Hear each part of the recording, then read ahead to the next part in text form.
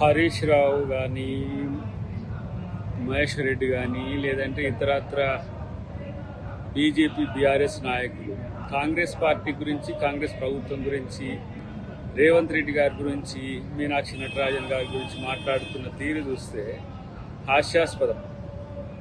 మీకు ఏమీ పని లేక ఈరోజు మాట్లాడుతున్న మాటలుగా దాన్ని చూడాల్సిన సందర్భం ఉంది. కేసీఆర్ వైపు తెలంగాణ సమాజం చూస్తున్నారు.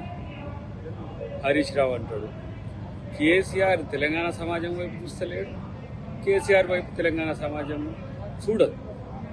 అసలు బీఆర్ఎస్ వైపు చూడకనే ఎంపీ ఎన్నికల్లో, మొన్న ఎమ్మెల్సీ ఎన్నికల్లో మీ ముఖమే ఎక్కడ కనబడలే. మీకున్న మీడియాతోని, మీకున్న కొంతమంది బంధమాగదులతో మిమ్మల్ని మీరు ప్రొజెక్ట్ చేసుకోవడం తప్పితే మీ గురించి ప్రజలు ఎవరు ఆలోచిస్తున్నారు? రెండవది, రేవంత్ రెడ్డి గారి పట్ల మీనాక్షి గారు నెగిటివ్ ఉన్నారని చెప్పి కామెంట్ చేస్తారు. మీకు ఏమైనా పిచ్చారా బాబు? మా పార్టీ అంతర్గత అంశాల్లో ఏ అంశాలు ఎట్లా జరుగుతున్నాయో మాకు అందరికీ తెలుసు. మా ముఖ్యమంత్రి నిర్ణయం తీసుకున్నాడంటే అందరినీ కన్విన్స్ చేసినాకనే ఆ నిర్ణయం వస్తుంది. మీ అబద్ధాలను ఎట్లా తిప్పికొట్టాలనే దగ్గర చర్చ ఉంటుంది. మీరు చేస్తున్న ఏఐ గ్రాఫిక్స్తో చేస్తున్న పరిస్థితులను ఎట్లా తిప్పికొట్టాలనే ఆలోచన ఉంటుంది తప్పితే మా పార్టీకి, మా ముఖ్యమంత్రి మీద, మా నాయకుల మీద మంచి గౌరవం ఉంది, నమ్మకం ఉంది. కాంగ్రెస్ పార్టీ చేస్తున్న అభివృద్ధి కార్యక్రమాలను డైవర్ట్ చేయడానికి మీరు చేస్తున్న ఎత్తుగడ. ఇలా బీసీ బిల్లు పెట్టి తర్వాత వర్గీకరణకు సంబంధించిన అంశం తెర మీదకి తెచ్చి ఆ వర్గాల నుంచి ప్రేమ వస్తుంటే ఒక సమస్య తెచ్చింది. ఇలా సన్నబియ్యం అనేది మీ ముఖానికి, మరి ఇన్ని సంవత్సరాలు అధికారంలో ఉన్నారు కదా, సన్నబియ్యం అనేది తెచ్చి చేతనైందా?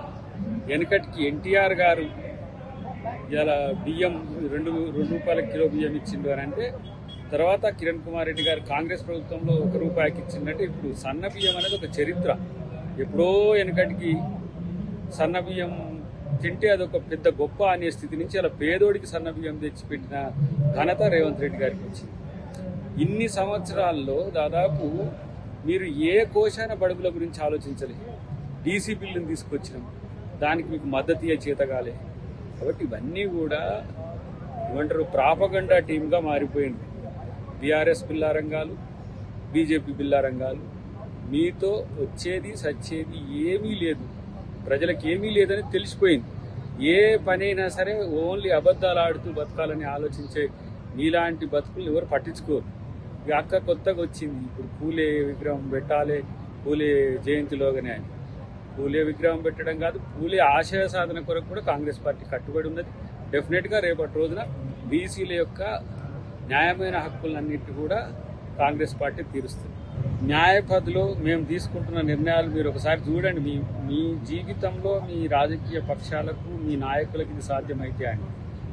ఇవాళ మోదీ ఏమి భాషణలు చెబుతున్నాడో, ఏం చేస్తుండో అందరికీ తెలుసు. బీఆర్ఎస్ ఏం భాషణలు చెప్పి ఏం చేసిందో అందరికీ తెలుసు. ఇలా బడుగుల అస్తిత్వం కోసం కాంగ్రెస్ పార్టీ ఏ విధమైన కార్యాచరణ తీసుకుంటుందో గమనించాల్సిన సందర్భం ఉంది. ఇలా మాట్లాడితే మేము అభివృద్ధి చేసినాం, మేము సంక్షేమం చేసినాం అని చెప్పే సన్నాసులారా, మరి మీరు అభివృద్ధి చేసి ఉంటే మేము ఇలా రైతులకు రుణమాఫీ మళ్ళీ చేయాల్సిన సందర్భం ఎందుకు వచ్చింది? మేమెందుకు మళ్ళీ రైతు సంబంధించిన ఇన్సూరెన్స్ ఇతరత్ర అంశాల్లో ఎందుకు మేము ఇలా సబ్సిడీ కింద ఒక 15-20 వేల కోట్లు ఇవ్వాల్సి వచ్చింది?